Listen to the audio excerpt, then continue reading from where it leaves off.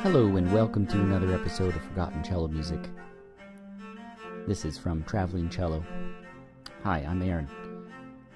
Today, episode 25. I've been going back and forth a little bit between Robert Schumann's advice to young musicians and women composers in the last 4 or 5 episodes. Today is Louise Farrenc, née Dumont. She was born in 1804 and died in 1875. Today, I will specifically look at some entries about the composer Louise Farrenc. She was not a cellist. She was a pianist and a composer who was employed at a conservatory as a professor of music. Let's get on with reading.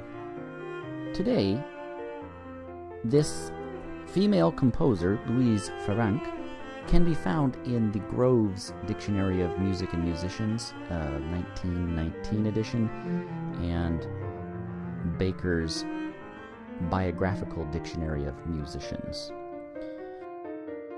For obvious reasons, she was not included in Wasilewski's tome about the history of the cello.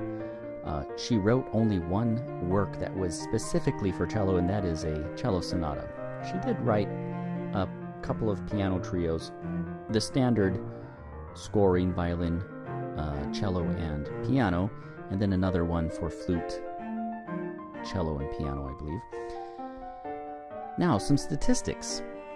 IMSLP/Wikipedia lists 51 works that have opus numbers, 6 works without opus numbers. She arranged and edited many works by lesser-known composers, as well as by composers that are still well-known today and were very well-known and played often in those days. For example, she edited many keyboard works by Carl Philipp Emanuel Bach, arguably the most famous son of the great Johann Sebastian. The first selection comes from the Mighty Groves set of dictionaries. This is from Volume 2, from the 1919 Groves edition, Grove's Dictionary of Music and Musicians. At the very outset, it states that married to Farrenc Jacques H.A., that is, who also was a lesser composer but involved in music as a writer, much like Schumann was, except for Schumann was also very involved in composition, as we all know. To begin, Farrenc Louise, born in Paris, May 31, 1804, died there, September 15, 1875, was a sister of the sculptor Auguste Dumont and aunt of Ernest Reyer. She studied under Reicha, and at an early age could compose for both the orchestra and piano. She married in 1821 and made several professional tours of France with her husband, both performing in public with great success. Madame Farrenc was not only a clever woman, but an able and conscientious teacher, as is shown by the many excellent female pupils she trained during the 30 years she was professor of the piano at the conservatory. And those dates are November 1842 to January 1873. Besides some remarkable etudes, sonatas, and pieces for the pianoforte, she composed sonatas for piano and violin, or piano and violoncello, trios, 2 quintets, a sextet, and a nonette, for which works she obtained in 1869 the prize of the Académie des Beaux-Arts for chamber music. She also wrote 2 symphonies, and 3 overtures for full orchestra, and several of her more important compositions were performed at the Conservatoire concerts. More than by all these, however, her name will be perpetuated by the Trésor des pianistes, a real anthology of music, containing chefs d'oeuvre of all the classical masters of the harpsichord and pianoforte from the 16th century down to Weber and Chopin, as well as more modern words of the highest value. Her Traité des Abréviations was published in 1897. See also Trésor des pianistes, GC. And immediately, for comparison, I go into the Baker's Dictionary of Musicians. Farrenc, Jeanne-Louise née Dumont, wife of preceding, that is, Farrenc Jacques H.A. Louise Farrenc, born Paris, May 31, 1804, died there September 15, 1875. She was a pupil of Reicha. Moscheles and Hummel also influenced her studies. She married in 1821. In 1842, she was appointed professor of pianoforte playing at the Conservatoire, retiring on a pension in 1873.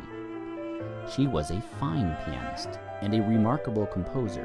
Symphonies, overtures, a nonette, a sextet, quintets, quartets, and trios, sonatas for pianoforte and violin, a variety of pianoforte pieces, etc. Most of her works were published, and many were often played in public. The Prix Chartier was twice awarded to her. After her husband's death, she continued his part of the work on the Trésor des pianistes. She is the authoress of the Traité des Abréviations employées par les clavicinistes des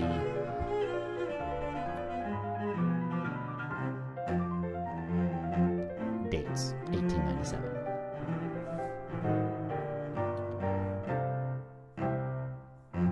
Interestingly, there is a longer entry in the Groves, a little more wordy, but it seems as though the Bakers included something a little bit more interesting when you're looking at a project such as mine, which is neglected or forgotten music, period. In my case, forgotten cello music. What I find interesting in the Bakers is that most of her works were published. He says that, but Groves does not. Now that's interesting to me, because although I've never heard of Farrenc, it seems that she was an incredibly popular composer in her day. Her works were published, and Bakers even says that her works were played often. Now, I did a little search. There's not a lot of recordings out there, but Apple Music actually does have several Farrenc recordings wherein there are only compositions by Louise Farrenc on those albums. And they are very pleasant pieces of music. Just from the cello part alone, it feels not only well put together, with a very good working knowledge of string playing, and not to mention composition and theory, it's just a very pleasant piece of music. The musical lines are beautiful. Melodically speaking, it gives a wonderful ebb and flow, just like you would in a very nicely put together sentence or paragraph of someone talking. Specifically about the cello sonata in the first movement, and speaking about the melody. Louise Farrenc begins with a beautiful floating melody which elegantly introduces you to the sonata. After 8 measures, she increases the number of notes, giving it a more rapid feel. This helps retain the attention of the listener and, of course, the player, past the initial phrase and passes the line off to the piano for an entire statement of the theme, but remains, the cello, that is, remains involved by way of some bass lines, a little bit more punctuating type playing, outlining chords, double bass stuff that you might see in the orchestra or left-hand piano, of course. Now the cello comes back in as the melodist in the second theme, which immediately elevates the interest level of the writing. It's a little bit more intricate. It has some inventive use of rhythm, notes, and ornaments, specifically turns at the outset of the second theme.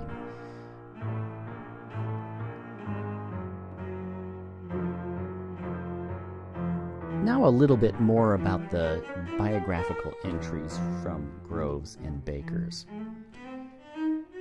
I think one can ascertain from the entries alone that she was quite well known. She made it into the conservatoire as a professor. Her accomplishments pushed her upward into the world of not only composition and piano, but as a professor. She was a known teacher. She was obviously sought after. She mentored many students into musical careers. And as already pointed out in Bakers, most of her music was published and performed often. This is surprising from the perspective of a composer, period, not with no respect to whether it's a man or a woman. Just how few composers can get a couple of works published, let alone their entire output, or at least most of their output. That's quite an accomplishment. So she must have been very well liked and probably enjoyed quite a decent amount of monetary reward from the purchases. Now, unfortunately, as we know, as we don't know, I could put it that way, Louise Farrenc's music, a myriad of composers, and often very good, accomplished composers, whom we even consider great composers, their music goes to the way of neglect. It falls to the side. Even the mighty Johann Sebastian Bach was largely neglected, as the story goes, until Felix Mendelssohn performed the St. Matthew's Passion in 1829. And from all accounts, it was because of this performance that brought interest, brought attention back to Bach's music, and inclined people to take the scores and dust them off and begin learning them again. So Bach died in 1750. Mendelssohn performed the St. Matthew's Passion in 1829. So it was basically a relic of history, music history, and we know that his music was used as a compositional tool, a learning device, where people could learn as they would consider it archaic compositional technique, and even, too complex. Even in his day, he was considered archaic and over the top, too florid or too complicated, too polyphonic, because they were going to more chorale type or chordal type of music rather than the polyphony from the days of Schütz, Palestrina, and Tallis, and before that.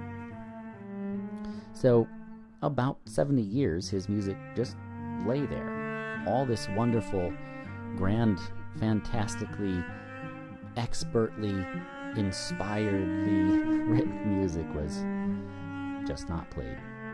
With that, I will say, obviously I'm no Mendelssohn. I see the numbers. I do hope that at least a couple of people take interest in some of the music that I'm presenting. A lot of it I understand is not going to be picked up by pretty much anybody. As I said before, there are players out there that are recording neglected music, and you don't hear about those. So I understand the project I'm doing here is not for the popular appeal, that's for sure. Having said that, I also understand why Bach and Mozart and these wonderful, great composers are being played over and over again. It's just really good music, and it does inspire. What I'm doing is spreading the music of the neglected, like I said, in hopes that someone will find the music and explore it more deeply and decide to pick it up and play it. And, occasionally we even find this with well-known modern players, not just people I've never heard of, but I cite Stephen Isserlis because I just was so pleased with his album selections, the music on his albums throughout the 90s and the 2000s and even more recent albums. Isserlis seemed to promote good quality works by these composers, and indeed they are fantastic pieces of music. And he always, to my mind, is able to produce, even if it's a work that is considered uninspired or just low quality even by a great composer, he squeezes out a higher quality somehow. However, I think he's even said that, works by Saint-Saëns, for example, are misunderstood and not taken. People don't take the time to really get to know them. That can be said also for the Fauré pieces of music, like his sonatas, or Anton Rubinstein, who wrote 2 cello sonatas. Just lovely pieces of music. I must admit that I don't know exactly why major performers don't perform these types of works, like the sonatas that are intriguing, interesting, beautiful works of art. However, you might have a good bet and surmise that attracting the public and earning more than a pittance has something to do with it. Be that as it may, I might maintain that it is worth trying out at least several works every year to keep intrigue and a sense of exploration and excitement elevated. Even if those pieces of music are neglected works by great composers, as I've said, Fauré, Saint-Saëns, maybe even some works by Beethoven, like his variations, 3 sets of variations, which are getting a little bit more playtime nowadays, but not nearly as much as his sonatas. Go to IMSLP and look these up, or go to your local university music library and peruse the shelves and find something interesting. I know for a fact in every university music library I've ever perused through myself, there is always something to be found that I've never heard of before.